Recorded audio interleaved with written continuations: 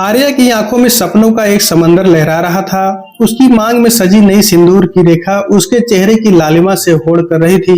शादी का भारी भरकम लाल जोड़ा, हाथों में मेहंदी की बारीक नक्काशी और गले में प्यार से पहनाया गया मंगलसूत्र, हर चीज एक नए सुखद जीवन का संकेत दे रही थी। वो बार बार कमरे के दरवाजे की ओर देख रही थी, अपने पति आकाश का इंतजार कर रही थी, जिसे आज रात उसकी पहली आमने सामने की मुलाकात होनी थी। आखिरकार वह दिन आ गया था जब उसने अपने पिता के छोटे से लेकिन प्यार और खुशबू से भरे घर को छोड़कर एक नए परिवार में कदम रखा था। उसे विश्वास था कि यहाँ भी उसे उतना ही प्यार और सम्मान मिलेगा जितना उसे अपने मायके में मिला था। उसके पिता एक स्कूल शिक्षक ने अपनी बेटी की खुशी के लिए वो सब कुछ किया था जो वे दे सकते थे। एक कार, 50,000 रुपए नगद और सोने के कुछ जेवर। लेकिन शादी से पहले ही आकाश के पिता ठाकुर दीनदयाल सिंह ने एक फ्लैट की मांग की थी, जिसे आर्या के पिता पूरा नहीं कर पाए थे। एक भावनात्मक बातचीत में उन्होंने वादा किया था कि अगले 2 साल में वे कोशिश करके इसकी व्यवस्था करेंगे। जब आकाश कमरे में आया तो उसकी आंखों में एक अजीब सी झिझक और उत्सुकता थी। वो बैठा, उसने आर्या की ओर देखा और एक मुस्कुराहट बिखेरने की कोशिश की। तुम सुंदर लग रही हो, उसने कहा। उसकी आवाज में एक हल्का कंपकपाहट था। शुक्रिया, आर्या ने शर्माते हुए कहा, नजरें झुकाए। लेकिन उस रात की बातचीत सिर्फ फुसफुसाहट और शर्म तक सीमित नहीं थी। आकाश ने अचानक कहा, तुम्हारे पिताजी ने फ्लैट के बारे में कुछ कहा था ना, वो वादा। पापा को ये बात बहुत चुभ रही है। उन्हें लगता है कि उन्हें ठग लिया गया है। आर्या ने आश्चर्य से देखा। हाँ, उन्होंने कहा था कि वो कोशिश करेंगे। आप जानते हैं, एक टीचर की सैलरी में इतना पैसा जुटा पाना मुश्किल है। उन्होंने मेरी पढ़ाई के लिए बहुत संघर्ष किया है। मैंने उन्हें ये वादा नहीं करने के लिए कहा था, लेकिन उन्होंने कहा कि वो मेरी खुशी के लिए कुछ भी करेंगे। आकाश ने सिर हिलाया, एक अजीब सी बेचैनी के साथ। हाँ पता है, लेकिन यहाँ के लोगों की उम्मीदें अलग होती है। खैर कोई बात नहीं, अभी तो हमारी शादी हुई है। बस यही सोचो, बाकी सब ठीक हो जाएगा। यह कोई बात नहीं। आर्या के दिल में एक सुई सी चुभ गई। उसे लगा जैसे उसकी शादी की नींव में ही एक दरार पड़ गई हो, एक ऐसी दरार जो भविष्य में एक गहरी खाई में तब्दील हो सकती थी। उस रात वो सो नहीं पाई थी। उसके मन में एक अनजाना डर घर कर गया था। अगली सुबह आर्या ने जल्दी उठकर सबके लिए चाय बनाई और पूजा की तैयारी की। वो चाहती थी कि वो इस घर की अच्छी बहू, अच्छी पत्नी साबित हो। उसने रसोई में जाकर देखा, वहां उसके मायके से बहुत अलग था। बड़े बड़े स्टेनलेस स्टील के बर्तन, शानदार साज सामान, एक विशाल फ्रिज। ये एक अमीर घर था और आर्या ने महसूस किया कि उसे यहाँ अपनी जगह बनाने के लिए कड़ी मेहनत करनी होगी। नाश्ते की मेज पर सब एकत्रित हुए।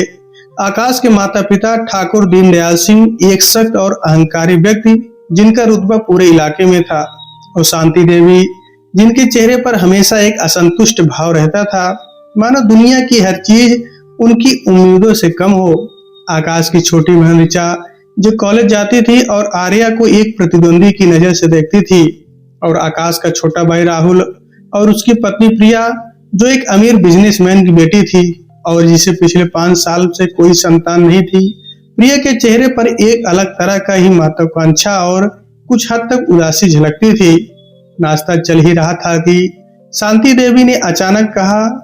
उनकी नजरें आर्या पर गड़ी हुई थी। बहू, कल रात हमने सोचा तुम्हारे साथ जो कार आई है वो तो बहुत छोटी और साधारण है। हमारे इलाके के लोग क्या कहेंगे? ठाकुर साहब के घर में इतनी साधारण कार, लोग तो हंसेंगे, हमारी इज्जत मिट्टी में मिल जाएगी। आर्या का गला सूख गया। वो सीधे देख नहीं पा रही थी। उसने अपनी उंगलियां मेज के नीचे बांध ली। माँ पापा ने यही कार अफोर्ड की थी। वो एक टीचर हैं, उनकी हैसियत उन्होंने कोशिश की। अफोर्ड? दीनदयाल सिंह की आवाज गरजी। उन्होंने अपना चश्मा उतारा और मेज पर जोर से रख दिया। शादी से पहले तो सब कुछ अफोर्ड कर लेते हैं बेटी, बाद में पता चलता है कि हैसियत नहीं है। तुम्हारे पिता ने हमसे झूठ बोला है। उन्होंने कहा था कि फ्लैट की व्यवस्था कर देंगे, और अब एक कार, ये क्या मजाक है? हमने अपने बेटे की शादी एक ऐसे परिवार में की जो अपने वादों पर खरा नहीं उतरता। आकाश चुपचाप अपनी प्लेट में देखता रहा। उसने एक अंडे का पराठा उठाया और चबाने लगा, मानो ये सब कोई और ही हो रहा हो। उसकी ये चुप्पी आर्या के लिए बड़ी सजा थी। उसने उम्मीद की थी कि आकाश उसका साथ देगा, कम से कम इतना तो कहेगा कि अभी बातचीत जल्दबाजी में ना करें, लेकिन उसने ऐसा कुछ नहीं किया। उस दिन उसे एहसास हुआ कि यहाँ उसकी कोई इज्जत नहीं, उसकी पहचान सिर्फ दहेज तक सीमित है। वो एक उत्पाद थी जिसकी गुणवत्ता पर सवाल उठाया जा रहा था। दिन हफ्तों में और हफ्ते महीनों में बदल गए। आर्या ने खुद को इस घर की सेविका बना लिया। सुबह 4 बजे उठना, पूजा पाठ, फ्रेश होकर सास ससुर के चरण छूना, फिर नाश्ता बनाना, सफाई, कपड़े धोना, फिर दोपहर का खाना, शाम की चाय और फिर रात का खाना। वो हर काम बिना बोले, बिना थके करती। वो चाहती थी कि उसकी मेहनत और सेवा से वो इस परिवार का दिल जीत लेगी, लेकिन उसकी कोई सराहना नहीं करता था। उल्टे हर छोटी बड़ी चीज पर ताने मिलते। एक दिन आर्या ने दाल में नमक ज्यादा कर दिया। वो थकान और तनाव में थी क्योंकि ऋचा ने उससे अपने कमरे की सफाई के लिए जोर डाला था। शांति देवी ने थाली जोर से पटकी। लगता है दहेज में नमक ज्यादा दिया है तुम्हारे पिता ने, इसलिए खाने में इतना नमक डाल रही हो। क्या सोचकर लाए थे तुम्हें इस घर में? एक साधारण कार और एक ऐसा खाना? हमें तो लगा था कि कम दहेज में भी कोई अच्छी लड़की मिल जाएगी, लेकिन लगता है हमसे बहुत बड़ी गलती हो गई। आर्या की आंखों में आंसू आ गए, लेकिन उसने उन्हें रोक लिया। उसने चुपचाप थाली उठाई और नया खाना परोस दिया। उसके हाथ कांप रहे थे। दूसरे दिन जब आर्या ने एक नया सलवार सूट पहना जो उसकी सहेली ने उपहार में दिया था, ऋचा ने व्यंग किया, अरे भाभी, नए कपड़े? कहीं दहेज का बचा हुआ पैसा तो नहीं उड़ा रही? पापा को पता चला तो बहुत गुस्सा आएगा। फ्लैट नहीं दिया और तुम नए कपड़े ले रही हो। शायद तुम्हारे पास पैसे हैं, लेकिन हमें फ्लैट नहीं दे रहे। आकाश अब पहले जैसा प्यार नहीं करता था। और देर रात तक ऑफिस में रहने लगा और घर आकर भी आर्या से बातचीत से कतराता और टीवी देखता या फोन में लगा रहता। जब आर्या ने एक रात उससे पूछा, आकाश, क्या तुम भी मुझे सिर्फ दहेज के नजरिए से देखते हो? क्या हमारे रिश्ते की कोई कीमत नहीं है? क्या तुम्हें मुझसे प्यार नहीं है? तो आकाश ने झल्लाकर कहा, आर्या, तुम्हें पता है इस घर में मेरी कितनी इज्जत है? तुम्हारे पिता के कारण मुझे सबके सामने शर्मिंदा होना पड़ रहा है। पापा हर वक्त कहते हैं कि मैंने एक गलत फैसला लिया। मेरे दोस्त पूछते हैं कि फ्लैट कब आ रहा है। तुम चुपचाप रहो, सब ठीक हो जाएगा, कोई न कोई रास्ता निकल आएगा। सब ठीक कैसे होगा? आर्या का गला भर आया। आंसू उसके गालों पर बहने लगे। जब तक पापा फ्लैट नहीं दे देते तब तक ये ताने खत्म नहीं होंगे, और पापा दे भी नहीं सकते। तुम्हें पता तो है ये बात। वो एक साधारण शिक्षक हैं। उन्होंने मेरी शादी के लिए अपनी सारी जमा पूंजी लगा दी, तो फिर तुम्हें और कोशिश करनी चाहिए थी। आकाश चिल्लाया, तुम्हारे पिता को और मेहनत करनी चाहिए थी। उन्हें लोन लेकर भी फ्लैट देना चाहिए था। आर्या का दिल टूट गया। वो रात भर सो नहीं पाई। उसने अपनी डायरी में लिखा, आज मुझे एहसास हुआ मैं इस घर में एक वस्तु हूँ, एक ऐसी वस्तु जिसकी कीमत एक फ्लैट और एक लग्जरी कार के बराबर है। क्योंकि मैं उस कीमत को पूरा नहीं कर पा रही, इसलिए मैं खराब हूँ, अपर्याप्त हूँ। आकाश का प्यार भी शायद इसी कीमत पर टिका था। आज वो खत्म हो गया। मैं यहाँ अकेली हूँ, बिल्कुल अकेली। 2 साल बीत गए। दहेज के ताने तो थे ही, अब एक नया आरोप जुड़ गया, गर्भ न ठहरना। शांति देवी ने इसे अपना नया हथियार बना लिया और रिश्तेदारों के सामने कहती, देखो, जब दहेज में कमी होगी तो और भी कमियां होंगी ही। अब तो वंश भी आगे नहीं बढ़ेगा, हमारा खानदान यही खत्म हो जाएगा। हमने क्या प्राप्त किया था जो हमें ऐसी बहू मिली? प्रिया, जिसे स्वयं संतान नहीं थी, वो भी कभी कभी व्यंग कसती, भाभी, तुम्हें तो डॉक्टर को दिखाना चाहिए।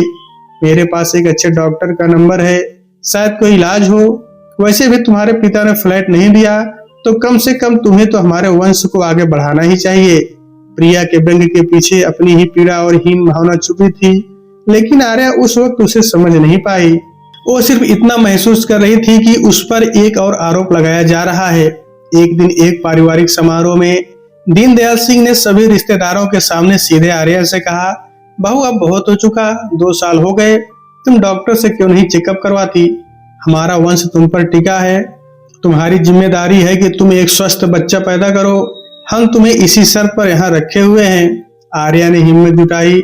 उसकी आवाज थोड़ी कांप रही थी, लेकिन उसने सबके सामने जवाब दिया, पिताजी, आकाश भी तो जा सकता है डॉक्टर के पास।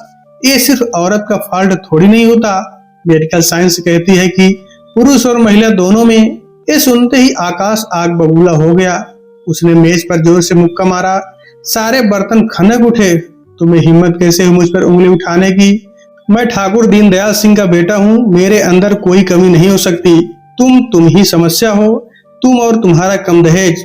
उस रात जब आर्या अपने कमरे में अकेले सो रही थी, बदले की भावना से भरा हुआ आकाश दरवाजा जोर से खोलकर अंदर आया। उसकी आंखों में गुस्सा और शराब की महक थी। तुमने आज मुझे पूरे परिवार और रिश्तेदारों के सामने शर्मिंदा कर दिया, उसने गुर्राते हुए कहा, और उसने आर्या के गाल पर एक जोरदार थप्पड़ जड़ दिया। आर्या के लिए दुनिया थमसी गई। उस गाल पर जलन नहीं थी, बल्कि एक सुन्नपन था। उसने रोया नहीं, बस आकाश को देखा जैसे उसे पहली बार देख रही हो। वो आदमी जिससे उसे जीवन भर साथ निभाना था, जिसके साथ उसने सुख दुख की कल्पना की थी, उसने उसे सिर्फ इसलिए मारा क्योंकि उसने सच बोल दिया था।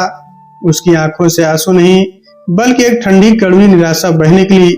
उस रात उसने फैसला कर लिया कि वो इस घर में नहीं रह सकती। अगले दिन एक औपचारिक पारिवारिक बैठक बुलाई गई। दीनदयाल सिंह ने फैसला सुनाया, आर्या, जब तक तुम इस घर के वंश को आगे नहीं बढ़ा सकती, ये तुम्हारे पिता फ्लैट नहीं दे देते। तुम्हें यहाँ रहने का कोई हक नहीं है। अपने मायके जाओ। जब तक इनमें से कोई एक शर्त पूरी नहीं होती, तुम यहाँ वापस नहीं आ सकती। हम तुम्हारा खर्चा नहीं उठा सकते।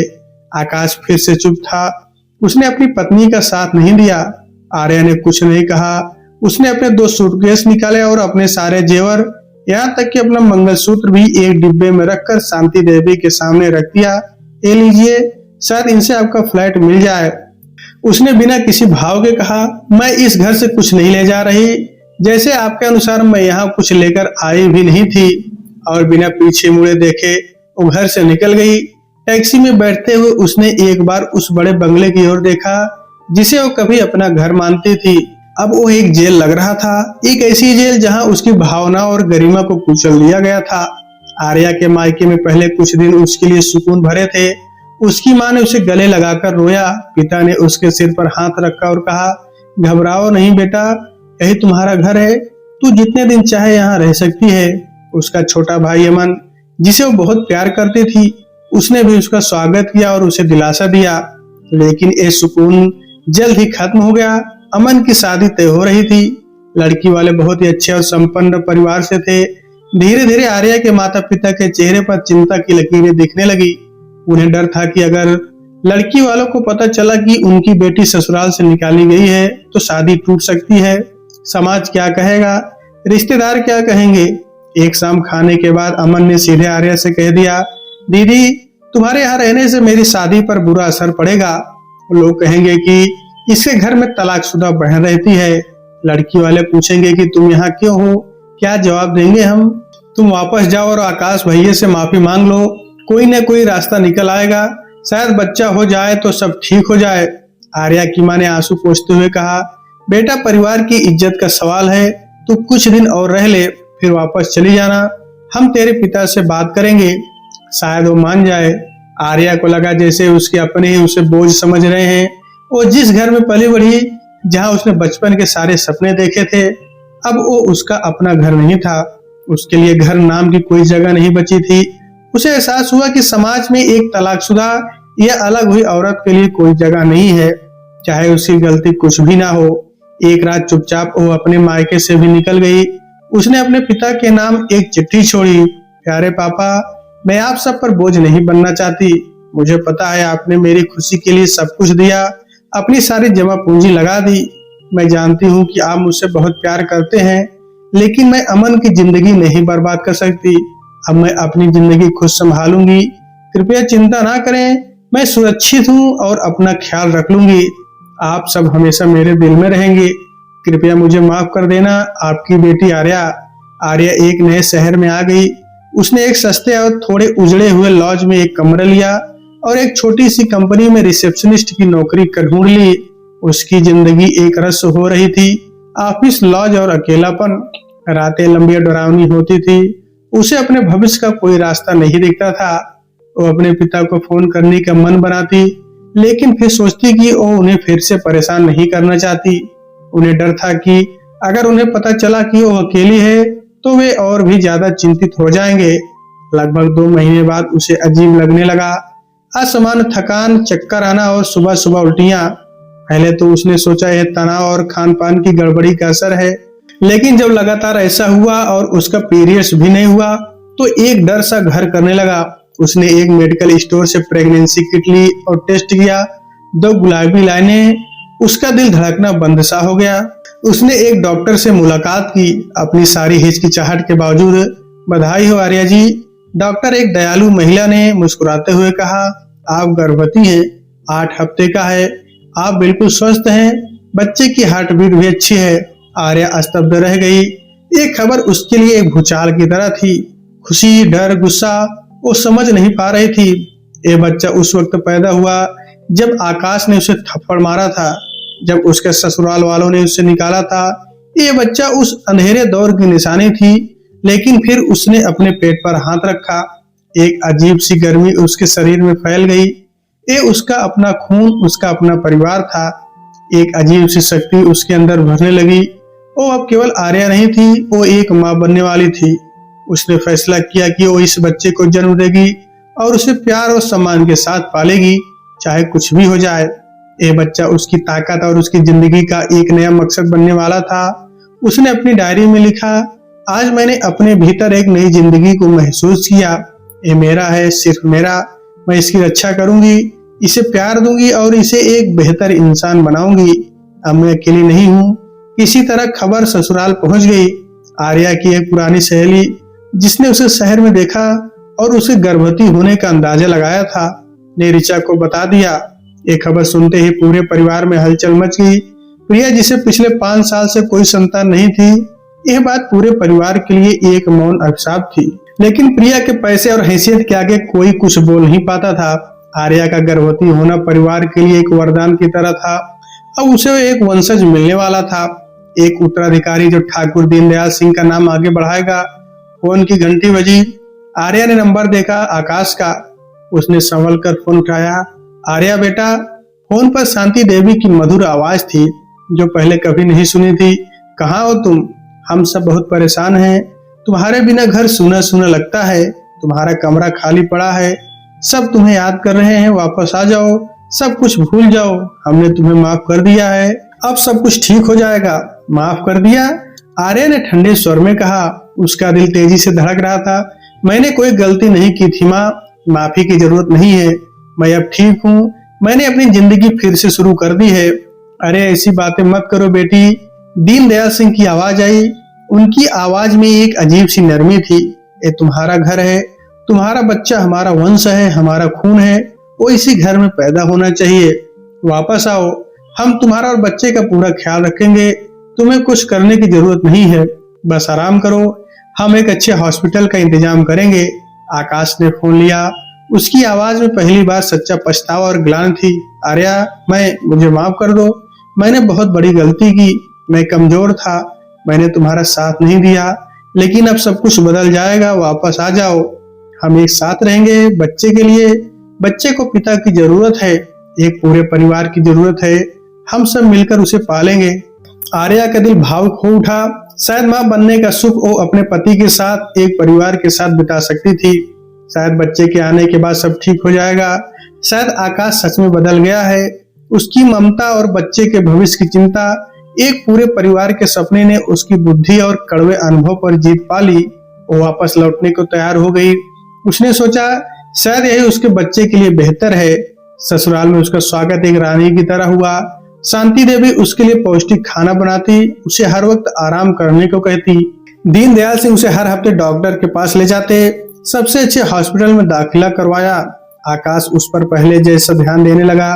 रात में उसके पैर दबाता, उसकी इच्छाएं पूछता, उसके साथ वक्त बिताता। लेकिन आर्या अब वो मासूम, भोली और विश्वास करने वाली लड़की नहीं रही थी। वो इस झूठे प्यार और अटेंशन को पहचानती थी। वो जानती थी कि यह सब उसे गर्भ में पल रही वंशज के लिए था, उसके लिए नहीं। वो एक बर्तन थी जिसमें एक बहुमूल्य रत्न पल रहा था। एक दिन प्रिया ने उससे अकेले में बातचीत की। भाभी, मैं जानती हूँ मैंने तुम्हारे साथ अच्छा व्यवहार नहीं किया। मैं ईर्ष्या करती थी। तुम्हारी शादी हो गई और मुझे लगा कि तुम कम दहेज में आई हो, इसलिए मैं तुमसे बेहतर हूँ। लेकिन अब सब एक परिवार हैं। तुम्हारा बच्चा वो इस घर की रौनक होगा। हम सब उसका बहुत ख्याल रखेंगे। आर्या ने देखा कि प्रिया की नजरों में एक गहरा दर्द और ईर्ष्या थी। वो भी मां बनना चाहती थी और आर्या का गर्भवती होना उसके लिए कसक और अपनी अपूर्णता का एहसास दिलाने वाला था। आर्या ने एक सुंदर और स्वस्थ बेटे को जन्म दिया। उसने उसका नाम अनंत रखा, जिसका कोई अंत ना हो। ये नाम उसकी अपनी नई शुरुआत, उसके बेटे के अनंत भविष्य और उसके अटूट साहस का प्रतीक था। पूरे परिवार में खुशी की लहर दौड़ गई। मिठाइयां बटी, रिश्तेदारों ने बधाइयां दी। ठाकुर साहब ने बड़े धूमधाम से अनंत का जन्मदिन मनाया। लेकिन जैसे ही अनंत ने घर में अपनी जगह बनाई और आर्या का ध्यान उसकी तरफ गया, वैसे ऐसे पुराने रोग भी वापस लौटने लगे। कुछ हफ्तों बाद जब अनंत 6 महीने का था और ठोस आहार लेने लगा, आर्या ने उसके लिए एक नई अत्याधुनिक और सुरक्षित कार सीट मंगवाई। शांति देवी ने देख लिया, अरे वाह, बहू अब पैसे वाली हो गई लगता है। बच्चे पर तो हजारों रुपए उड़ा दिए, लेकिन जब इस घर की बात आई तो तुम्हारे पिता के पास एक फ्लैट के लिए पैसे नहीं थे। कितना स्वार्थी परिवार है तुम्हारा, सिर्फ अपने बारे में सोचता है। आर्या ने गहरी सांस ली। उसने अनंत को गोद में उठाया, जो मासूमियत से मुस्कुरा रहा था, और शांति देवी की तरफ मुड़ी। उसकी आंखों में एक नई चमक और दृढ़ता थी। माँ, एक कार सीट मैंने अपनी कमाई के पैसों से खरीदी है। मैंने एक नौकरी की है। मेरे पिता ने आपको वो सब दिया जो वे दे सकते थे। उन्होंने अपनी इज्जत, अपनी ईमानदारी और अपनी बेटी दी। उनकी इज्जत करें। और हाँ, इस घर ने मुझे जो दिया है वो सिर्फ ताने, दर्द और अपमान है। मेरा बेटा इन्हीं के बीच बड़ा नहीं होगा। वो सीखेगा कि उसकी माँ का सम्मान करना कितना जरूरी है। ये कहकर वो अनंत को लेकर अंदर चली गई। उस दिन के बाद से उसने फिर से नौकरी की तलाश शुरू कर दी। उसने अपने बचे हुए पैसों और अपने अनुभव का इस्तेमाल करते हुए एक मल्टीनेशनल कंपनी में कंटेंट राइटर की नौकरी के लिए ऑनलाइन आवेदन दिया। उसकी लेखन कला और उसके दर्द ने उसके शब्दों में एक नई गहराई, ऑथेंटिसिटी और भावनात्मक शक्ति भर दी थी। उसे नौकरी मिल गई, और वो भी एक अच्छे पैकेज पर। वर्क फ्रॉम होम का विकल्प था। जब आर्या ने घर वालों को अपनी नौकरी के बारे में बताया तो पहले तो वे हैरान रह गए, फिर उन्हें मजाक लगा, तुम नौकरी करोगी, बच्चे का क्या होगा? आकाश ने कहा, तुम्हें जरूरत नहीं है काम करने की, मैं हूं ना, मैं कमाता हूं। तुम बस अनंत का ख्याल रखो, बच्चे की देखभाल का इंतजाम मैं कर लूंगी। आर्या ने दृढ़ता से कहा, यह नौकरी मेरे और मेरे बेटे के भविष्य के लिए जरूरी है। मैं चाहती हूँ कि मैं आत्मनिर्भर बनूं। मैं नहीं चाहती कि मेरा बेटा यह सोचकर बड़ा हो कि उसकी माँ किसी पर निर्भर है। लेकिन आर्या का असली इरादा कुछ और था। वो इस नौकरी को अपनी आजादी की सीढ़ी बना रही थी। उसने 2 महीने चुपचाप काम किया।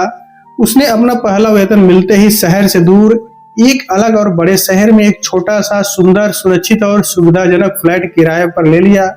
उसने एक विश्वसनीय, प्यार करने वाली और अनुभवी आया का भी इंतजाम कर लिया, जो उसके ऑफिस के घंटों के दौरान अनंत की देखभाल कर सकती थी। उसने अपना बैंक अकाउंट खोला, अपने डॉक्यूमेंट इकट्ठे किए। वह एक सैनिक की तरह अपनी आजादी की लड़ाई के लिए तैयार हो रही थी।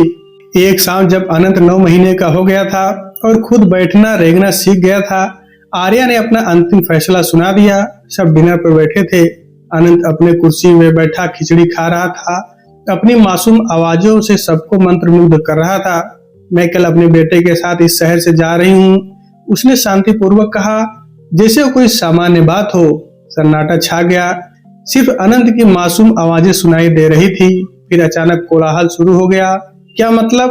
दीनदयाल सिंह गरजे, कहाँ जा रही हो? यही तुम्हारा घर है? मतलब साफ है पिताजी, मुझे यहाँ रहने के लिए कोई जगह नहीं दिखती। आप लोगों ने मुझे सिर्फ इसलिए वापस बुलाया क्योंकि मैं आपके वंश को जन्म दे रही थी। अब आपको मिल गया है, लेकिन मैं नहीं चाहती कि मेरा बेटा उस माहौल में पले जहाँ उसकी माँ को हमेशा दहेज के लिए प्रताड़ित किया जाता हो, जहाँ उसे सिखाया जाए कि औरत की कीमत सिर्फ उसके साथ आए सामान से लगाई जाती है। मैं उसे स्वाभिमान, इज्जत और गरिमा का मतलब सिखाना चाहती हूँ, और वो यहाँ नहीं सीख पाएगा। मैं चाहती हूँ कि वो एक मजबूत और सभ्य इंसान बने। तुम अनंत को लेकर नहीं जा सकती, वो हमारा बेटा है, मेरा बेटा है। आकाश चिल्लाया, मेज पर पूरी ताकत से मुक्का मारते हुए। मैं इजाजत नहीं दूंगा। आपका बेटा? आर्या की आवाज में बिजली कड़की। उसने अनंत को कुर्सी से उठाकर अपने कंधे पर ले लिया। जैसे उसने उसे छुआ, अनंत ने मुस्कुरा दिया। जब आपने मुझे गर्भवती होने के बावजूद घर से निकाला था, तब क्या वो आपका बेटा था? जब आपने मुझे थप्पड़ मारा था तब क्या वो आपका बेटा था? जब आपने मुझे मेंटल टॉर्चर दिया था तब क्या वो आपका बेटा था? नहीं आकाश, आनंद सिर्फ मेरा बेटा है। उसके जन्म से पहले ही आप लोगों ने उसकी जिम्मेदारी से मुंह मोड़ लिया था। आपने सिर्फ उसके नाम और वंश में दिलचस्पी दिखाई, उसकी माँ की इज्जत में नहीं। कानून भी मेरे साथ है आकाश। एक माँ के पास अपने बच्चे के पालन पोषण का पहला अधिकार होता है, खासकर तब जब पिता ने अपनी जिम्मेदारी नहीं निभाई। शांति देवी रोने लगी। हमने तुम्हारी इतनी सेवा की बहू, तुम्हें वापस बुलाया, तुम्हारा ख्याल रखा, तुम्हारी हर जरूरत पूरी की। आपने सेवा उस बच्चे की माँ, मेरी नहीं। और मैं उस बच्चे की माँ हूँ। मेरा फैसला अटल है। मैंने एक अच्छी नौकरी कर ली है। मैंने अपने लिए एक नया घर ले लिया है। मैं अपने बेटे को एक बेहतर जीवन, एक बेहतर माहौल और एक बेहतर भविष्य दे सकती हूँ। एक ऐसा भविष्य जहाँ उसे कभी ये नहीं सुनना पड़ेगा कि उसकी माँ की कीमत एक फ्लैट के बराबर थी। अगली सुबह एक टैक्सी आ गई। आर्य ने अपना और अनंत का सामान लगाया। उसके पास ज्यादा सामान नहीं था, बस कुछ कपड़े, अनंत के सामान, उसकी कुछ किताबें और कुछ निजी फाइलें या चीजें। कोई उसे रोक नहीं पाया। उसकी आंखों में एक अलग ही तेज थी, एक ऐसी दृढ़ता, आत्मविश्वास और अडिग इच्छा शक्ति जिसके आगे उनकी सारी दादागिरी, सारे गुस्से और सारी अपीलें बेकार साबित हुई। आकाश ने आखिरी कोशिश की। वो टैक्सी के दरवाजे के पास खड़ा हो गया। आर्य, मैं तुमसे वादा करता हूँ सब बदल जाएगा। माफ कर दो, एक मौका दो अनंत के लिए। आर्य ने उसकी ओर देखा। उसकी नजरों में कोई नफरत नहीं थी, बल्कि एक शांत दूर की चमक थी। आकाश, माफी उसी को दी जाती है जो अपनी गलती स्वीकार करे और सच में बदलना चाहे। तुम्हें लगता है तुमने कोई गलती की है? तुम्हें लगता है तुम्हारे माता पिता ने कोई गलती की है? नहीं ना। तुम्हें लगता है कि दहेज मांगना, औरत को प्रताड़ित करना, उसके साथ मारपीट करना गलत है? तुम्हारे लिए तो ये सब सामान्य है। फिर माफी की क्या बात? खुश रहो अपनी इज्जत और अपने फ्लैट के साथ। ये कहकर वो टैक्सी में बैठ गई। आनंद उसकी गोद में था। वो खिलखिला रहा था। उसे नहीं पता था कि क्या हो रहा है। उसे बस अपनी माँ का प्यार और गर्माहट महसूस हो रही थी। जब टैक्सी चली तो आर्या ने पीछे मुड़कर नहीं देखा। वो अपने अतीत को, अपने दर्द को, अपने अपमान को पीछे छोड़ते हुए अपने और बेटे के नए स्वतंत्र, सम्मानजनक और खुशहाल भविष्य की तरफ बढ़ रही थी। वो जानती थी कि रास्ता आसान नहीं होगा, लेकिन अब वो इतनी मजबूत हो चुकी थी कि किसी भी चुनौती का सामना कर सकती थी। आर्या के जाने के बाद घर में सन्नाटा और खालीपन छा गया। अनंत की किलकारियां, उसकी हंसी, उसकी मासूम हरकतें, उसका रोना सब गायब हो गया था। अब शांति देवी को एहसास हुआ कि आर्या सिर्फ एक बहू नहीं बल्कि घर की रौनक थी, जिसे उन्होंने स्वयं ही दूर धकेल दिया। वो अब समझ पा रही थी कि दहेज से ज्यादा कीमती एक अच्छी, समर्पित और प्यार करने वाली बहू का दिल होता है। वो अक्सर अनंत के कमरे में जाकर बैठ जाती, उसके खिलौनों को देखकर रो पड़ती। आकाश सबसे ज्यादा टूट गया था। उसे अब समझ आ रहा था कि उसने क्या खो दिया था। आर्या सिर्फ दहेज नहीं थी, वो एक सहृदय, मजबूत, समर्पित, बुद्धिमान और खूबसूरत इंसान थी। उसकी चुप्पी और कायरता ने उसकी पूरी जिंदगी तबाह कर दी थी। अब वो शराब का आदी हो गया था और ऑफिस में भी उसका परफॉर्मेंस गिरता जा रहा था।